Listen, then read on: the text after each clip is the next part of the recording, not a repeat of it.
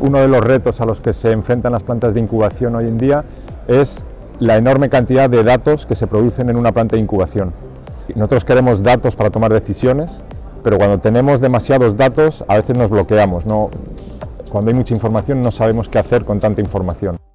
Hola, ¿qué tal? Yo soy Diana Llano y estamos aquí en el LPN Congress, que reúne a la avicultura de América Latina, y aquí estamos en Fort Lauderdale, Florida, Estados Unidos. Y desde aquí vamos a hablar de una de las tecnologías más importantes que se han presentado últimamente, que son las tecnologías de Eagle Tracks, que es una plataforma de Peter Syme para el análisis y uso de datos de la planta de incubación, pensada para convertir el monitoreo en decisiones operativas. Y es por esto que tenemos aquí a unos invitados de lujo con nosotros el día de hoy, acompañándonos Rafael Alonso y Rafael Lozano. Bienvenidos, muchísimas gracias por estar con nosotros y aceptar esta entrevista aquí en AgriPlay. Muchas gracias. Bueno, vamos a ver, Rafael, primero a ti. Si conecto Eagle Tracks hoy, por ejemplo, o sea, que lo conecte hoy, ¿qué decisión de proceso cambia mañana y a cuánto suele aportar en tasa de eclosión, calidad del pollito? Sí, bueno, primero explicar un poco cuál es uno de los retos a los que se enfrentan las plantas de incubación hoy en día, es la enorme cantidad de datos que se producen en una planta de incubación. Entonces tenemos que tener en cuenta que en una planta de incubación podemos tener 10, 20, 30, 50, 100 máquinas. Cada máquina está registrando temperatura, humedad, CO2, tenemos sistemas de climatización, también registrando presiones, temperaturas, cada 21 días tenemos un nuevo ciclo de incubación. Entonces, si multiplicamos todos esos parámetros, la cantidad de datos con la que nos estamos manejando en una planta de incubación es enorme. Eso es un gran reto para las plantas de incubación, porque no se trata solo de registrar todos esos parámetros, sino de hacer algo con esa información. Y ahí es un poco donde en Peter Syme decidimos transformar ese reto en una oportunidad, y es por ello que desarrollamos una plataforma tecnológica que es el Eagle Tracks. Entonces, básicamente, lo que queremos con Eagle Tracks es no solo recopilar esos datos, sino también poder gestionarlos, tratarlos para permitir tomar decisiones. Al final, creo que es algo un poco inherente a la naturaleza humana casi. Nosotros queremos datos para tomar decisiones, pero cuando tenemos demasiados datos a veces nos bloqueamos, cuando hay mucha información no sabemos qué hacer con tanta información. Por ejemplo, ¿cuál es la diferencia entre Eagle Tracks y Eagle Eye? Eagle Eye. Es un poco la evolución natural, yo diría. El Eagle Eye es una plataforma, es un software más rígido que no permite personalización, digamos. Con el Eagle Tracks es una plataforma que está en la nube, es una plataforma muy flexible donde los clientes lo que hacen es ver qué funcionalidades del software le aportan más valor añadido, y esas son las que ellos utilizan para su planta de incubación. Lo que no les aporte tanto valor no lo tienen que considerar. Entonces es una plataforma muy flexible que está en la nube y que permite también el acceso desde cualquier lugar, no solo desde la planta, sino desde cualquier lugar, y a nosotros nos permite también acceder para dar un soporte remoto a las plantas de incubación. Perfecto, Rafa, tú nos decías hace rato sobre una etapa única contra una etapa múltiple. ¿En cuáles de estos dos escenarios, etapa única o etapa múltiple, puede ser la mejor elección para llevarse a cabo? Bueno, esto está definitivamente, la etapa única va a obtener una mejor productividad a nivel de conversión alimenticia, pero en los casos en donde no podemos acceder a esta mejora en productividad es definitivamente en los niveles de producción.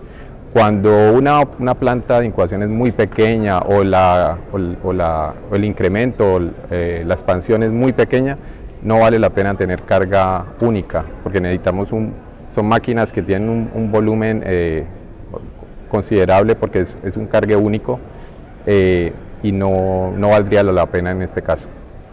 ¿Okay?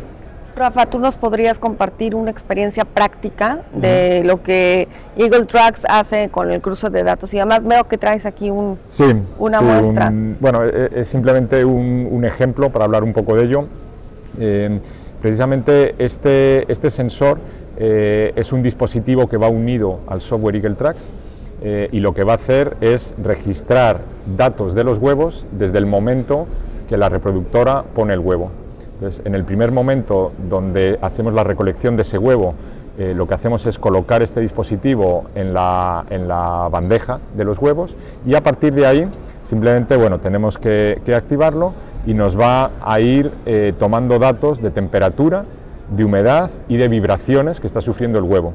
O sea que cualquier problema que haya con alguna microtoxina o con algún problema se ve desde, o sea, digamos que es un monitor que lo puede rastrear. Correcto, es un monitor que lo que hacemos es cuando el huevo está en la granja de reproductoras va midiendo esos parámetros, cuando luego esa bandeja va en el camión de transporte sigue midiendo esos parámetros, ¿sí? Cuando llega a la planta de incubación en el cuarto frío, en la fumigación sigue midiendo esos parámetros y en el momento que llevamos el huevo a incubar conectamos el sensor al software, descarga toda esa información y nos grafica todos los parámetros y nos indica, por ejemplo, qué vibraciones ha sufrido el huevo. Ese fue uno de los ejemplos de un cliente nuestro que lo que vio es que concretamente una de las granjas, que es la que tienen más cerca, pero es la que de manera habitual sufría choques el huevo porque la carretera en esa granja era mucho peor. Entonces eso lo que nos permite es adaptar el proceso de incubación porque conocemos lo que le ha pasado al huevo antes de comenzar la incubación. Entonces es todo este tema de los datos lo que nos permite tomar decisiones. ¿Cuántos, o sea, por ejemplo, es uno por huevo? No. O sea, no. ¿Es uno por cada cuántos huevos? Normalmente lo que hacemos depende de cuántas granjas de reproductoras tenga el cliente, de cuántos días almacene en el cuarto frío. En función de eso, el cliente va a necesitar varios huevos, porque va a tener uno en la granja de reproductoras o más, porque tendrá varias granjas de reproductoras, en los camiones que están moviéndose, va a tener en la planta de incubación. Entonces, digamos que la unidad mínima son 10 huevos, es lo que consideramos mínimos, 10 sensores, pero en función del tamaño de la operación del cliente pueden ser muchos más también. Y me imagino que operan por batería, ¿cierto? Esto tiene una carga, es como cargar un teléfono, se cargan, pero tiene una duración de un par de meses aproximadamente. Meses. Es el tiempo suficiente para que siga todo el Y no hay manera de que se pierda. Bueno, hay manera de que se pierda, sí, lógicamente no sé, si se sale de la bandeja, por ejemplo, y lo perdemos, ahí sí se pierde, porque no es un GPS. No digamos que es como un AirTag. No es un AirTag, lo que registra es temperatura, humedad y los movimientos que que sufre el huevo. Está muy interesante. Sí. Rafa, también nos podrías explicar cómo está estructurado el soporte de Peter Syme en América Latina, ¿no? Con la instalación, procesos y demás. Nosotros lo que tenemos es nuestra sede central que está en Bélgica y desde ahí digamos que se establecen un poco las líneas generales por las que tiene que operar cada uno de los hubs o servicios o centros regionales que tenemos en otras partes del mundo. Entonces, concretamente en América Latina tenemos nuestra oficina en Brasil y desde ahí tenemos un equipo de 9 personas que llevan tanto la parte de servicio como la parte técnica, hay una parte comercial, tenemos almacén de repuestos y lo que queremos es, o lo que los clientes hemos visto que necesitan, es un soporte local, que les hablen en su idioma y en la misma franja horaria. Claro. Entonces tenemos esa unión con Bélgica, pero siempre con presencia local. Y eso es lo que hacemos a través de esa oficina que tenemos en Brasil y de un almacén de repuestos que además de Brasil tenemos aquí muy cerquita en Miami para dar soporte de repuestos a nuestros clientes de América Latina.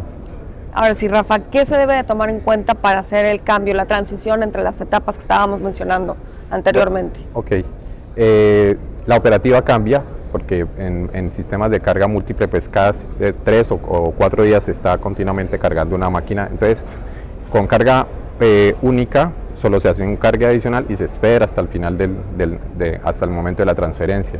Entonces, la programación de la mano de obra cambia, hay ciertas eficiencias en esa parte.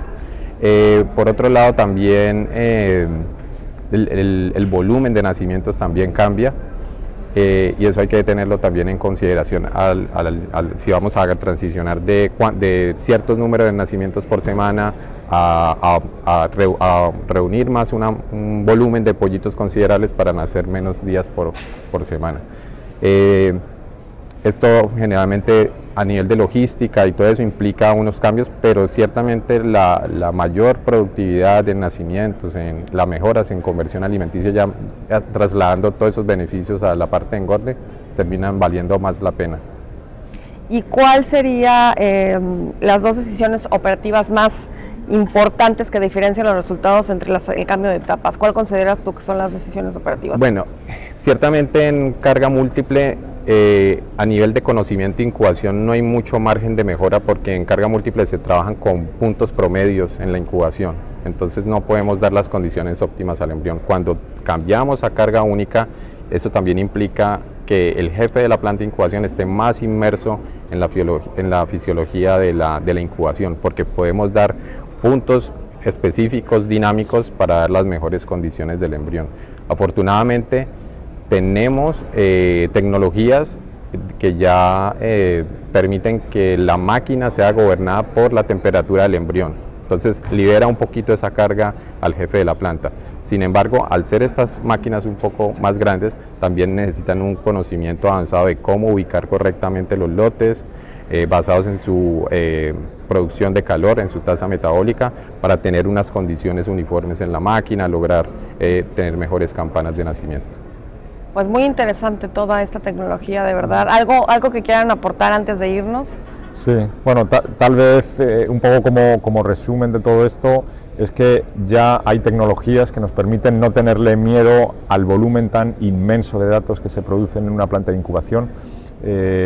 Hay expertos de incubación que pueden ayudar a tomar decisiones con todos esos datos, y hay herramientas también de inteligencia artificial que se pueden utilizar, con las que no solo vamos a recopilar toda esa información, sino que van a analizar y nos van a dar recomendaciones de qué puede estar fallando o por qué un determinado parámetro se está desviando del estándar. Y todo esto con plataformas como el Eagle Tracks o similares es lo que podemos hacer en una planta de incubación para ayudar a todos los clientes. ¿Tú otra cosa que quieras agregar? Yo quería adicionar que la gran potencia de los servicios en la nube es que abren la puerta a servicios de asistencia remota, ¿sí? Eso generalmente, cuando tenemos problemas en una planta de incubación, necesitamos la visita de expertos, toda esa logística conlleva un tiempo. Sí. Pero mientras con servicios en la nube, con una llamada, servicio de internet, rápidamente podemos ver gran cantidad de datos y dar soluciones a problemas Desde específicos. tu móvil, me imagino que también lo puedes conectar, Sí, claro, ¿no? Sí. por supuesto. Maravilloso. Pues muchísimas gracias a los dos, gracias por haber estado con nosotros aquí en AgriPlay, y bueno, esperemos vernos muy, muy pronto. Muchísimas gracias. Gracias. Gracias.